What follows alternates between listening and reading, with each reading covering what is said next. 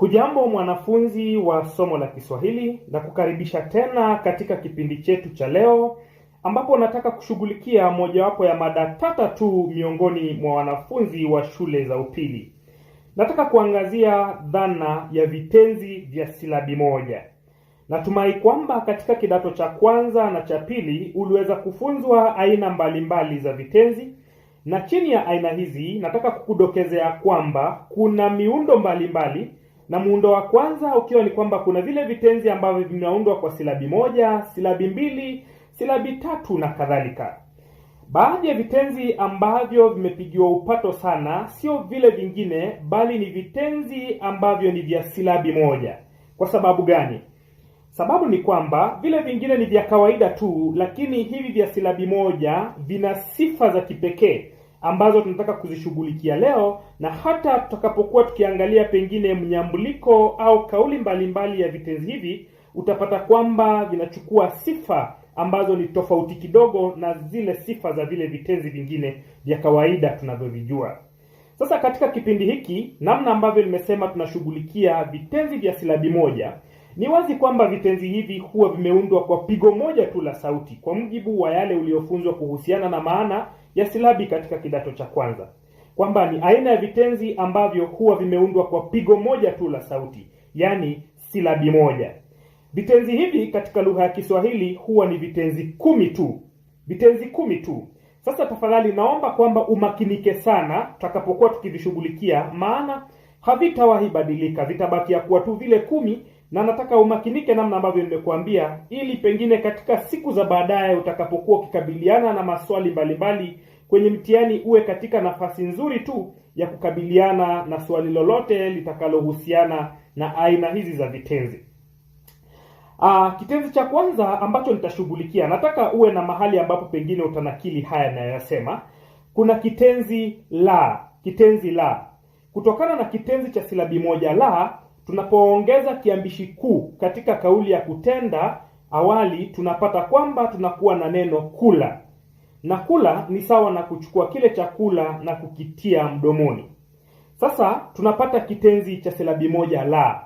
Yaani la tu, mzizi utakuwa ni l, alafu kile kiishio kitakuwa ni a, lakini ili kikamilike kimaana tunaona lazima tupachike kiambishi kuu hapa mwanzoni ili kuwe na kula.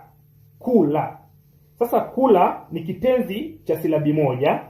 Alafu pili kuna pa. Pa. Unapoongeza kiambishi kuu mwanzoni ili kukamilisha kimaana, unapata neno la Kiswahili kupa. Na kupa ni kufanya nini? Ni ile hali ya kukabidhi mtu kitu fulani. Kwa mfano, mwalimu alinipa kalamu inayopendeza. Pa pale, kupa. Vile vile kuna nywa. Kuna nywa. Nywa ukiongeza kiambishi kuu awali unapata kunywa. Na kunywa ni kufanya nini? Kuchukua kitu fulani ambacho ni cha majimaji kisha kukitia mdomoni au kukibugia. Alikunywa maji kwa kutumia bilauri. Nywa. Alafu kitenzi kingine ni ja. Ja. Unapoongeza kiambishi kuu awali unapata neno kuja. Kumaanisha nini? Ile hali ya kuondoka sehemu fulani na kuenda kwingineko ambako pengine unatarajiwa. Kuja. Tuseme kwa mfano, rais alikuja kutoka Marekani wiki jana. Kuja, ja. Alafu kuna kitenzi fa. Kitenzi cha silabi moja fa. Unapoongeza kiambishi kuu pale mwanzoni unapata neno kufa. Unapata kitenzi kufa. Kufa ina maana gani? Ile hali ya kuondokewa uhai au ile hali ya kutokuwa pengine na ule uhai. Kufa.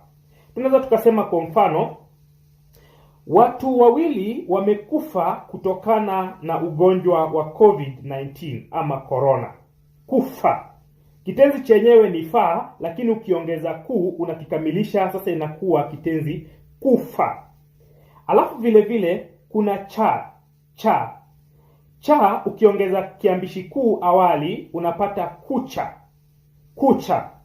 Na kucha inaweza ikawa na maana mbili. Maana ya kwanza inaweza ikaleta dhana ya kuogopa ama kuheshimu. Alafu maana ya pili inaweza ikaleta ile dhana ya kupambazuka, yani kumekucha, kumepambazuka. Sasa unaposema ile hali ya kuogopa, unaweza kusema kwamba kila binadamu anamcha Mungu. Kila binadamu anamcha Mungu. Kila mtu ana jukumu la kumcha Mungu. Kumcha Mungu, cha kule kuogopa. Alafu maana ya pili nimesema inaleta ile dhana ya kupambazuka. Alafu vile vile kuna pua. Kupua ni kufanya nini? Ni ile hali ya kujaa kwa maji. Yaani maji yamejaa hadi pomoni. Maji yamejaa ni kupua. Maji yamekupwa. Maji yamejaa, kupwa, kujaa. Ukiangalia kwenye kamusi utapata maana zile zinadokezwa waziwazi pale. Alafu unaweza ukapata kitenzi kingine ambacho ni cha silabi moja, nacho ni chwa. Chwa. Chwa pia inaweza ikawa sawa na twa, namna ambavyo kamusi zingine zinasema twa ama chwa. Chwa ni hali gani? Ile hali ya jua pengine kupotelea sehemu za magharibi pale wakati wa jioni sana sana. Jua limekuchwa. Ama kwa mfano tuseme watalii walikuchiwa na jua, ama jua lilikuchwa kabla ya wao kufika kwenye kilele cha mlima Kenya.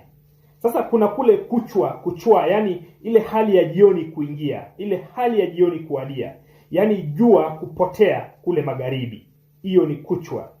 Alafu vile vile kuna wa. Unapoongeza kiambishi kuu mwanzoni unapata kuwa. Na kuwa ina maana gani? Ina maana ya kwamba kitu fulani kipo katika hali fulani.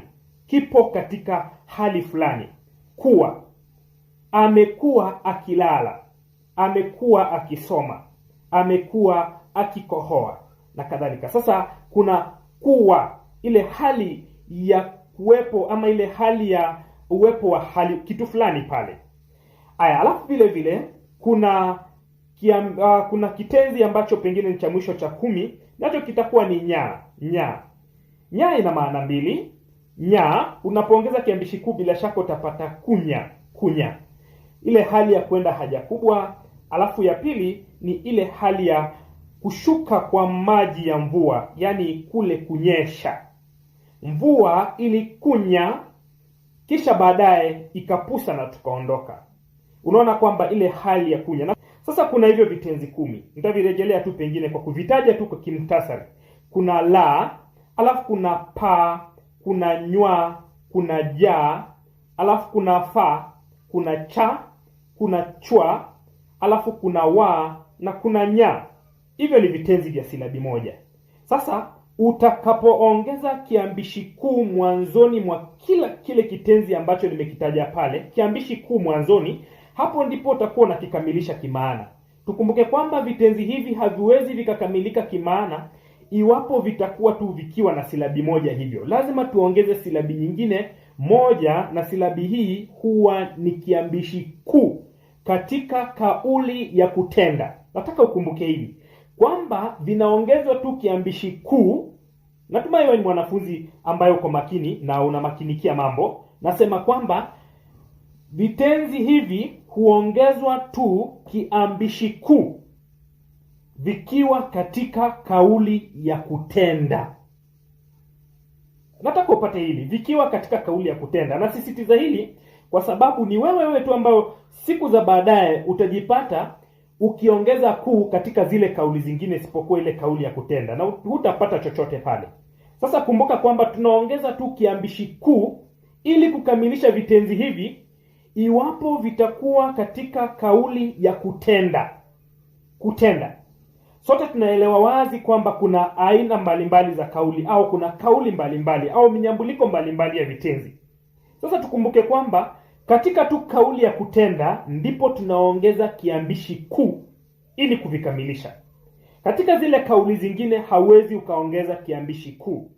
Kwa mfano, katika kauli ya kutendea, hauwezi ukasema ati mama alimkulia mtoto chakula. Umekosa. Kwa sababu gani? Hiyo si kauli ya kutenda na umeongeza kuu katika kauli nyingine. Bali utasema mama amemlia mtoto chakula. Amemlia mtoto chakula. Saida amemlia Bakari wali wake. Usiseme Saida amemkulia. Hayo utakuwa umefanya makosa makubwa sana ya kisarufi. Tafadhali makinikia hayo, kwamba unapoweka tu ku, tunaweka tu pale ambapo tunashughulikia vitenzi hivi vikiwa katika kauli ya kutenda. Lakini zile kauli zingine, kauli ya kutendea, kauli ya kutendua, kauli ya kutendana, kauli ya kutendeka, kutendesha na kadhalika, hatuongezi kiambishi ku. Tunachukua tu kile kitenzi kilivyo na ile silabi yake moja, kisha baadaye kufanya nini? Kuongeza vile viambishi vya mnyambuliko ambavyo tunavijua bila shaka. Sasa pengine kwa kipindi hiki tu bado nataka kushughulikia kwa kifupi tu pengine minyambuliko mbalimbali ya vitenzi vya silabi moja. Kuna baadhi ya wanafunzi ambao wana changamoto kubwa sana pale ambapo pengine wanaulizwa wanyambue vitenzi fulani katika kauli mbalimbali, na sana sana shida huwa inatokea pale ambapo wamepewa vitenzi vya silabi moja. Alafu pengine ni pale ambapo umepewa vitenzi hivi ukaambiwa uvinyambue na uvitungie sentensi. Nataka tukumbuke kwamba vitenzi ndiyo vinaweza vikanyambuliwa, lakini kuna baadhi ya vitenzi ambavyo haviwezi vikanyambuliwa katika kauli fulani.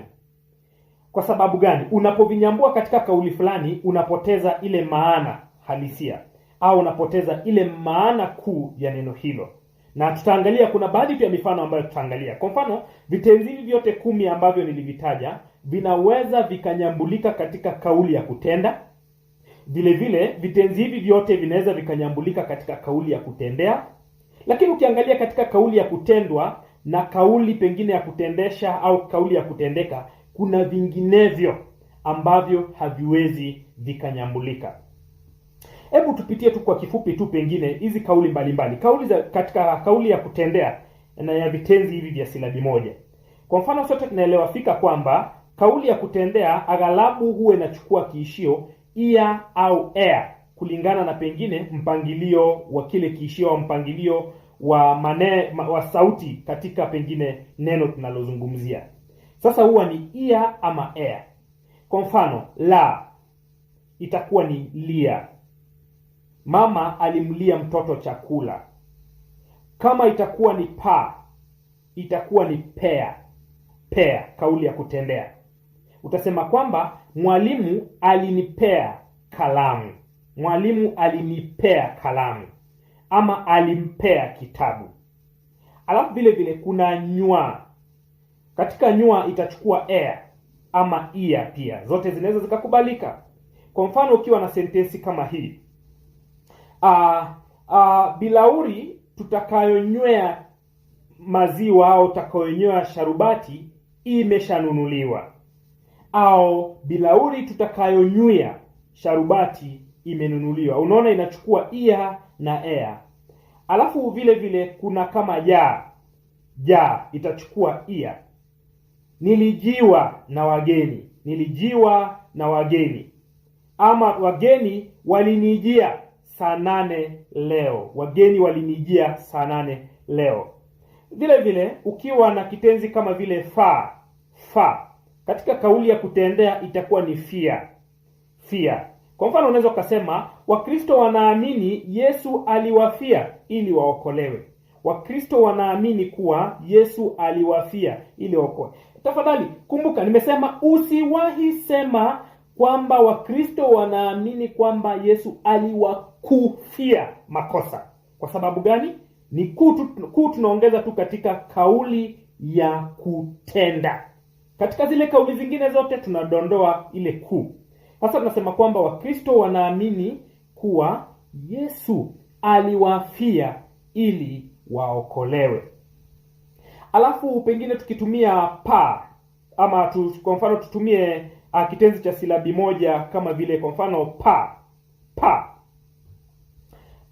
Nadhani tulikuwa tumeangalia pa. Tunaweza tukawa na kitenzi kama vile kwa mfano wa. Mambo yaliniwia magumu baada ya kufeli mtihani wangu wa kitaifa. Mambo yaliniwia magumu baada ya kufeli mtihani wangu wa kitaifa.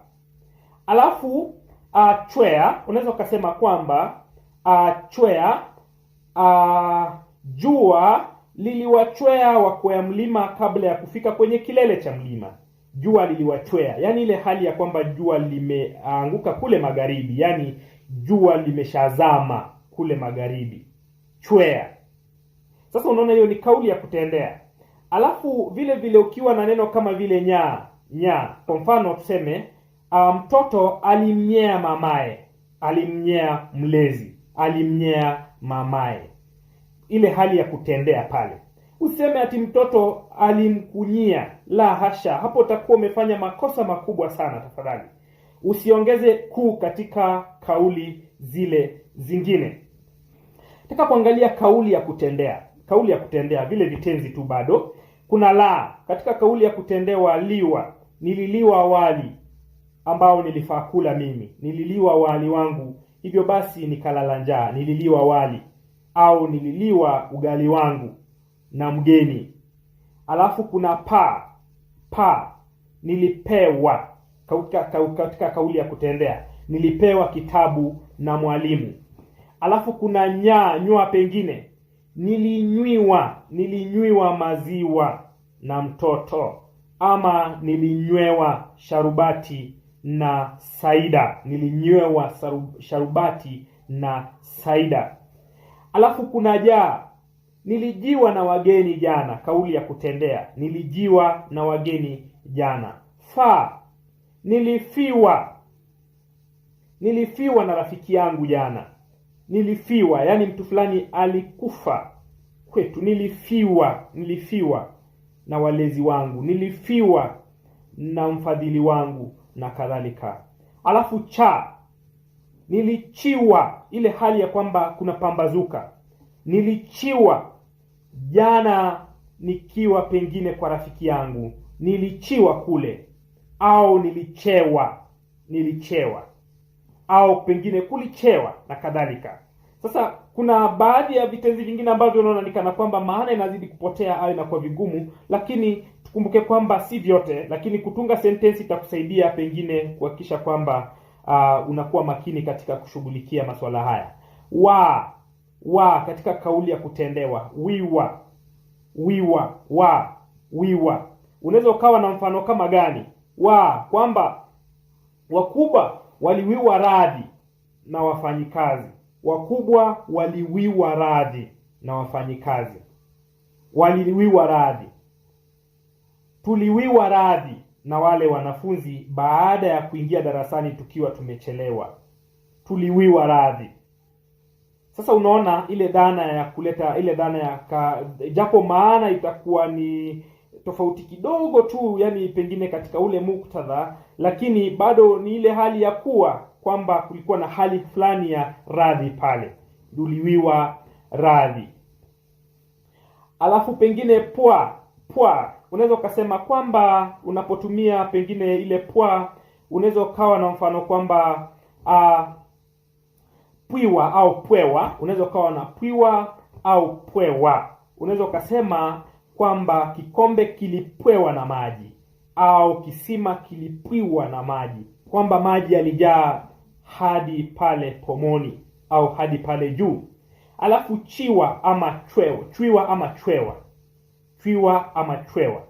Tulichwiwa tukiwa bado tunapambana na masomo. Tulichwiwa tukiwa bado tunaukwea mlima Kenya. Tulichwiwa, yani yale machweo yalifika tukiwa bado tunaukwea ule mlima Kenya. Alafu nimesema kauli hii itakuwa nyewa pengine. Unaweza ukasema kwamba baba alinyewa na mtoto, yaya alinyewa na mtoto na mlezi na kadhalika. Mifano katika sentensi utaiona pale, nitaiweka pale. Kwa mfano, keki iliyoletwa ililiwa na maharusi. Keki iliyoletwa ililiwa na maharusi. Katika zile kauli zingine nadhani tutakuwa katika nafasi murwa tu ya kuvishughulikia. Nataka kuangalia kauli ya vitenzi hivi katika kauli ya kutendana ama kauli ya kutendeana. Kwa kawaida huwa inachukua ean ama iana. Eana ama iana. Iana ama kuna ana ama iana bila shaka. Au pia eana. Kauli hizi zinaisha hivyo. Sasa ukiwa na neno kama kwa mfano lana, au liana, kwamba watu fulani walikuwa wanafanyiana masuala fulani kwa niaba ya huyu, anafanyia mwingine pia anamfanyia mwenzake, vivyo hivyo. Sasa la itakuwa ni lana ama liana, lana ama liana. Pa itakuwa ni pana ama peana. Alafu nywa itakuwa ni nyweana ama nywiana. Alafu vile vile ja itakuwa ni jiana, jiana. Alafu fa itakuwa ni fiana, japo maana inapotea kidogo. Alafu cha itakuwa ni chana. Alafu wa itakuwa ni wiana. Katika mifano katika sentensi unaweza ukasema watoto hawa waliliana chakula. Watoto hawa waliliana chakula. Unaona mzizi ni la. Katika kitenzi ile maana inayojitokeza pale ni kuweka chakula mdomoni. Tafadhali zingatia maana. Unajua nasema hivi kwa sababu gani? Kuna hivi vitenzi ambavyo vina silabi moja. Kwa mfano, tukumbuke kwamba ile hali ya kutoa machozi ni kulia. Hiyo si silabi moja. Hiyo ni neno lia, alilia. Sasa tukumbuke kwamba kuna baadhi ya wanafunzi ambao badala ya kutumia kitenzi cha silabi moja la, anabadilisha na kutumia li ama lia. Anasema kwamba lia ni katika la hasha. Tafadhali tuangalie maana ya kimsingi ya neno hilo. Lia haiwezi kawa sawa na kuweka chakula mdomoni. Haiwezi kawa sawa. Lia, ile hali ya kutoa machozi. Sasa pengine lia tunaweza tukasema kwamba ukiulizwa maana mbili ya neno lia, unaweza ukasema kwamba lia ina maana ya kutoa yale machozi, au inaweza ikawa na maana ya kula kwa niaba ya. Sasa tuangalie tafadhali zile tofauti, kwa sababu mitego huwa inawekwa kwenye maneno tata kama hayo, na wanafunzi wengi huwa wanajipata tu wakizoa sufuri zao kwenye masuala kama hayo. Alafu pengine unaweza ukasema kwamba katika kupeana, unaweza ukasema kwamba viongozi wetu walipeana mikono. Yaani huyu mwingine alimpa mwingine mkono, huyu mwingine akampa mikono, sawa na kusalimiana. Alafu vile vile unaweza ukawa na pengine katika kauli hiyo ya kutendeana ama kutendana, unaweza ukasema kwamba marais wetu walijiana mikutano ya sherehe za kitaifa. Walijiana, yaani mmoja alikuja kwa niaba ya mwingine na kadhalika. Katika kauli ya kutendeka, sote tunaelewa maana ya kutendeka ni sawa na kwamba kitendo kinajitenda chenyewe bila kuwepo na yule mtenzi au yule ambaye anafanya nini, anatekeleza kile kitendo. Kitendo kinajitenda chenyewe. Uji ulipikika, ile hali ya kwamba uliwekwa pale alafu hatimaye tukapata umeiva, ambapo sijui kama ni swala ambalo la kawaida. Alafu naangalia watu tuangalie kauli ya kutendeka, aghalabu huishia kwa ika ama eka. La itakuwa ni lika. Chakula hiki kinalika. Ugali huu unalika japo ni mbichi. Alafu kuna peka, kutokana na kitenzi cha silabi moja unapata peka. Kwamba pesa zangu zinapeka, yaani naweza nikampa mtu pesa zangu zinapeka, au seme nyumba hii inapeka. Nasema kwamba kutokana na nywa unaweza ukapata nywika katika kauli hii, yaani ile hali ya kwamba kitu fulani kinaweza kikatiwa kinywani na kikateremka bila shaka. Nywika. Uji licha ya kwamba ulikuwa moto, ulikuwa unanyweka ama uliweza kunywika, hali ya kutendeka. Alafu jika. Nairobi kuna jika licha ya kwamba kuna yale makataa. Nairobi kuna jika licha ya kwamba kuna yale makataa. Pengine tuseme kwamba Ulaya kuna jika, iwapo nitakuwa Ulayani na pengine watu wanadhani kwamba ni vigumu watu kufika kule, naweza nikasema kwamba Ulaya kuna jika, yani watu wanaweza wakakuja pale au watu wanaweza wakaenda pale. Alafu chika, ile hali ya kule kupambazuka, kwamba kunaweza kukachika licha ya kwamba kumekuwa pengine na usiku mrefu, kunaweza kukachika, kunaweza kukapambazuka. Kwa mfano, mkate utalika, zawadi zitapeka. Kwa mfano, uji wa mtoto utanyweka. Ingawa kuna mvua, natarajia kwako kutajika. natarajia kwako kutafanya nini? Kwako kutajika. Alafu kauli ya kutendesha. Kauli ya kutendesha inachukua isha au esha. Isha au esha. Kumbuka haya yote tunaangazia kwa mujibu wa vile vitenzi vya silabi moja. Tafadhali usijaribu kunyambua vinginevyo, ni vile vitenzi vya silabi moja. Kauli ya kutendesha nimesema inaweza ikaishia kwa isha ama esha. Kwa mfano, na ni vitenzi vichache tu vya kauli vya silabi moja ndivyo vinaweza kupatikana katika kauli hii. Kwa mfano, ukiwa na la, lisha, la, lisha, fa, fisha, la, lisha, fa, fisha, nywa, nywisha ama nywesha, alafu cha, chisha, chisha. Haswa ni Mungu ndiye anaweza akachisha ama akachwesha. Ni Mola tu anaweza kufanya hivyo. Chisha, chesha na kadhalika. Kwa mfano, kulisha mtoto mchanga si kazi rahisi. Kulisha mtoto mchanga si kazi rahisi. Ukiwa na mfano mwingine, wauguzi walimnywesha mgonjwa dawa. Walimnywesha mgonjwa dawa. Alafu mfano mwingine, ugonjwa wa ukimwi hufisha kisirisiri. Ugonjwa wa ukimwi hufisha kisirisiri. Hata corona pia inafisha, inaweza kafisha kisirisiri. Kitenzi cha silabi moja wa hakiwezi kikanyambulika katika kauli ya kutendeka. Hakiwezi kikanyambulika katika kauli ya kutendeka. Natumaini nilikutajia hilo awali kwamba si vitenzi vyote vya silabi moja vinaweza vikanyambuliwa katika kauli zote. Aya, mwisho nataka uangazie hili zoezi ambalo nimekupa pale. Tafadhali jaribu kupiga msasa au pengine ujaribu kuwazia namna ambavyo unaweza ukajibu swali hili, alafu pengine katika siku za baadaye nitazidi kukutafutia maswali ambayo yatazidi kukunoanoa au pengine kukuboresha katika kipengele hiki cha pengine cha sauti za sauti cha kipengele hiki cha vitenzi vya silabi moja.